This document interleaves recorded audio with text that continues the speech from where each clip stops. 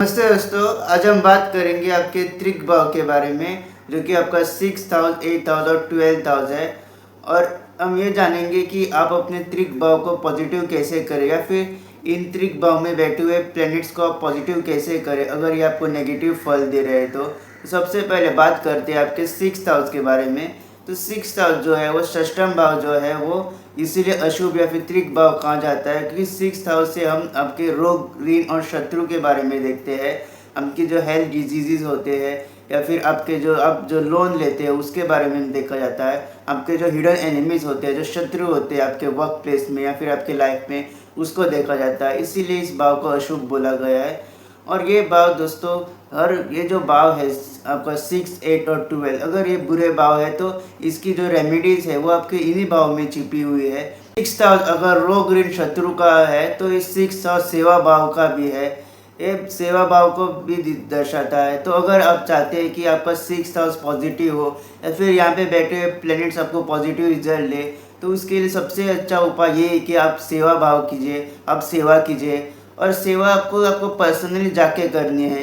ये जो ऑनलाइन आप डोनेशन करते हैं, इससे आपका 12,000 अच्छा होता है, 12,000 पॉजिटिव होता है। लेकिन 6,000 अगर आप चाहते हैं कि पॉजिटिव हो तो आपको वहाँ पे जाके सेवा करनी है। जैसे कि मंदिर में जाके आप मंदिर की साफ सफाई कर रहे हो, मंदिर में आप ज़रूरतमंद लोगों को आप खाना बांट रहे हो, या फिर आप जो है ज़रूरतमंद लोगों को खाना भी बांट रहे हो। तो ये सारी सेवाएं जो है आप पर्सनली जाके करते हो। आप यहाँ पे कौवे को भी आप रोटी आप डाल सकते हो, आप यहाँ पे कुत्ते को भी आप रोटी डाल सकते हो, आप गाय को भी रोटी डाल सकते हो।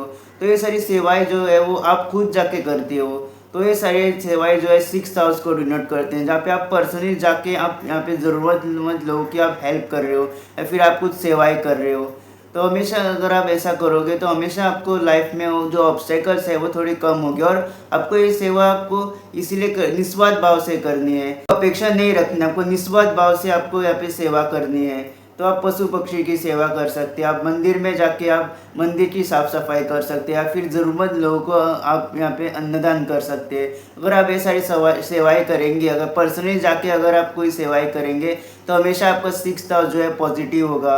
और ये नहीं है कि आज किया कल आपको कोई रिजल्ट देखने को मिलेगा। ये एक कंसिस्टेंसी आपको रखनी चाहिए, आपको डेली करना चाहिए, क्योंकि 6,000 जो है वो डेली रूटीन को भी दर्शाता है आपके। तो अगर आप डेली अगर ये सारी चीज़ें करेंगे तो 3-4 महीने के बाद आपको खुद ही रिजल्ट देखने को मिलेंगे। सारे प्रॉब्लम जो है वो हमेशा आपके सॉल्व हो जाएंगे, और या फिर आपको एक मार्गदर्शन मिलेगा कि आप कैसे अपनी ज़िंदगी आगे लेके जा सके। जब भी आप ये सारी चीज़ें करेंगे तो हमेशा आप देखोगे कि आपका 6,000 पॉजिटिव हो रहा है। कोई अगर प्लेनेट भी यहाँ पे बैठा है, अगर वो आपको नेगेटिव भी फल दे रहा है, तो अगर आप ये सारी चीज़ें करेंगे तो हमेशा आपको 6,000 जो है आपको पॉजिटिव होगा, और ये प्लैनेट्स भी जो है आपको पॉजिटिव रिजल्ट देना स्टार्ट करेंगे। इसीलिए आपको हमेशा सेवाएं करनी है, चाहे पशु पक्षी की आप सेवा करें, या फिर आप मंदिर में जाके आप सेवा करें, या फिर ज़रूरतमंद लोगों की आप यहाँ पे सेवा करें, या फिर उनकी आप हेल्प करें। जितना आप यहाँ पे खुद जाके आप यहाँ पे पर्सनली जाके आप हेल्प करेंगे, तो आप देखोगे कि आपका 6,000 जो है वो पॉजिटिव हो रहा है। तो दोस्तों ये था 6,000 के बारे में। अब आप जानते हैं कि आपके अष्टम भाव के बारे में। अगर अष्टम भाव की बात की जाए तो अष्टम भाव एक डार्क हाउस है, अंधेरा है, शमशान घाट बोला गया है, मृत्यु तुल्य कष्ट है इस हाउस में। सडन लॉसेस, सडन गेन्स देखा जाता है, अनप्रेडिक्टेबल है, सडन अचानक से होने वाली चीज़ें इस हाउस से देखी जाती है। और जब भी कोई प्लेनेट आपके अष्टम भाव में होता है तो अगर उसकी दशाएं भी चलती है तो आपके साथ अचानक से चीज़ें होती है, सडन लॉसेस भी आपके हो सकते हैं। और अगर आपको, और इन सारे सब चीज़ों के साथ साथ अष्टम भाव के अकल्ट का भी है, आपके स्पिरिचुअलिटी का भी है, साधना का भी है, डीप साधना का है। और जैसा कि मैंने पहले भी कहा है कि इन सारे जो त्रिक भाव है, अशुभ भाव है, इनकी समस्या के समाधान उसी भाव में है। तो ये अष्टम भाव इन सारी चीज़ों के साथ साथ एक स्पिरिचुअलिटी का भी है, अध्यात्म का भी है, आपके अकल का भी है, साधना का भी है। तो जब भी आपका कोई प्लैनेट अष्टम भाव में हो, तो आप जितना यहाँ पे आप मंत्र जाप करेंगे, जितना आप आध्यात्म की ओर जाएंगे, तो उतना आपको हमेशा आप देखोगे कि आपकी जो प्रॉब्लम्स है वो हमेशा सॉल्व हो रहे हैं। आप कोई भी अगर सिचुएशन भी आ गया है तो आप उस सिचुएशन को बहुत अच्छे तरीके से ओवरकम कर पाते हो। जब भी आपका, और आप जितना आप यहाँ पे हो सके उतना आप स्पिरिचुअलिटी में आपको जाना चाहिए, आपको मंत्र जाप करना चाहिए। अगर आप नाम जाप या फिर मंत्र जाप करेंगे तो आपकी जो भी प्रॉब्लम्स है आप देखोगे कि उसका धीरे धीरे समाधान हो रहा है।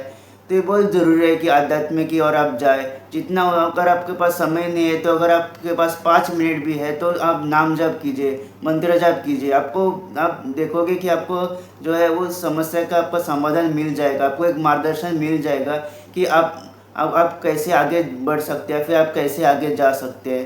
तो अगर आप चाहते हैं कि आपका अष्टम भाव आपका जो पॉजिटिव रिजल्ट दे, आपको पॉजिटिव फल दे, तो जितना हो सके उतना आपको मंत्र जाप या फिर नाम जाप करना चाहिए। जितना हो सके आपको आध्यात्म की ओर जाना चाहिए। तो अगर आप ये सारी चीज़ें करेंगे, अगर आप डीप साधना ना कर सके लेकिन अगर आप नाम जप भी करेंगे तो उतना आप देखोगे कि आपके जो प्रॉब्लम्स है उसके आप बहुत अच्छी तरीके से ओवरकम कर पाओगे। उस सारे सिचुएशन को बहुत अच्छी तरीके से आप फेस कर पाओगे। जितना आप ध्यान लगाओगे, जितना आप आध्यात्म की ओर जाएंगे तो आप खुद देखोगे कि आपकी जो प्रॉब्लम्स है उसका खुद आपको समाधान मिल रहा है, आपकी समस्याएं जो कम हो रही है। जब भी आपका कोई प्लेनेट अगर अष्टम भाव में है तो अगर आपके साथ अचानक से कोई चीज़ें होती है तो आप उसको अच्छी तरीके से ओवरकम कर पाओगे।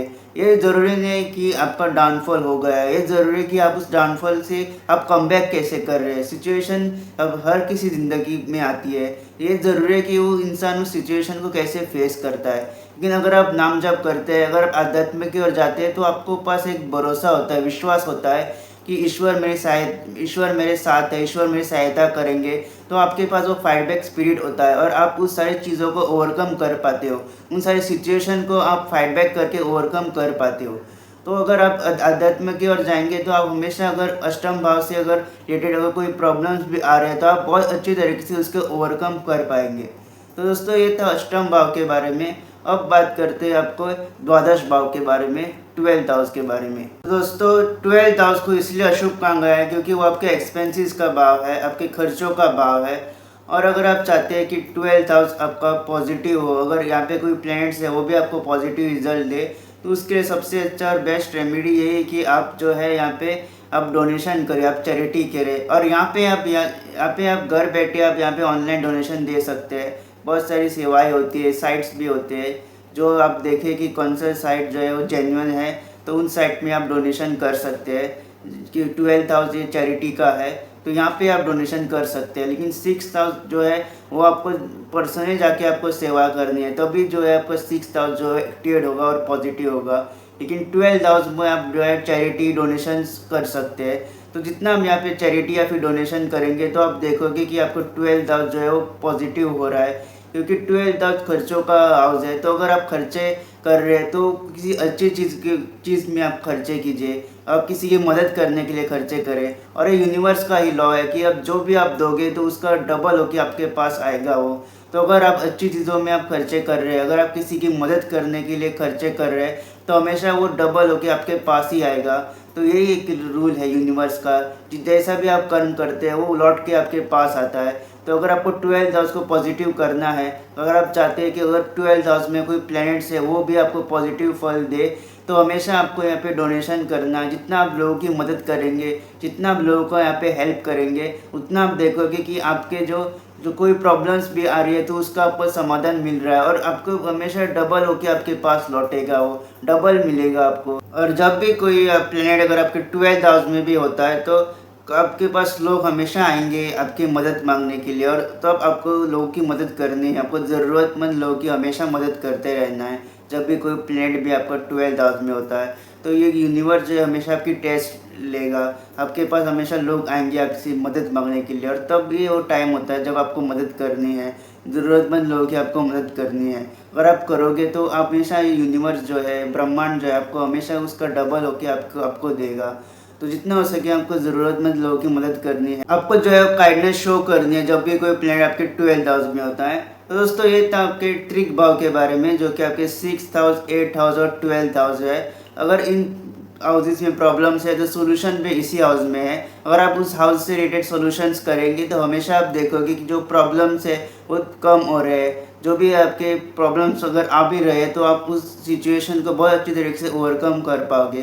अगर आपने बेसिक चीज़ें की, अगर आप ये बेसिक चीज़ें करोगे तो हमेशा आप देखोगे कि आपके प्रॉब्लम जो है उसका सोल्यूशन आपको मिल रहा है। और ये एक दिन में करके नहीं होगा, आपको हमेशा कंसिस्टेंसी दिखानी होगी। अगर आप 3-4 महीने या फिर 6 महीने तक अगर ये सारी चीज़ें करेंगे तो हमेशा आप देखोगे कि आपको जो प्रॉब्लम्स है उसका सोल्यूशन आपको मिल रहा है, अगर आप इससे छोटी बेसिक चीज़ें भी करोगे तो। अगर आपको मेरा वीडियो पसंद आए तो इस वीडियो को लाइक कीजिएगा, चैनल को सब्सक्राइब ज़रूर कीजिएगा और बेल नोटिफिकेशन ज़रूर प्रेस कीजिएगा, ताकि जब भी मैं ऐसी इन्फॉर्मेटिव वीडियो अपलोड करूँ आप लोगों को उसको नोटिफिकेशन मिल जाए। जल्दी मिलेंगे एक नई वीडियो के साथ।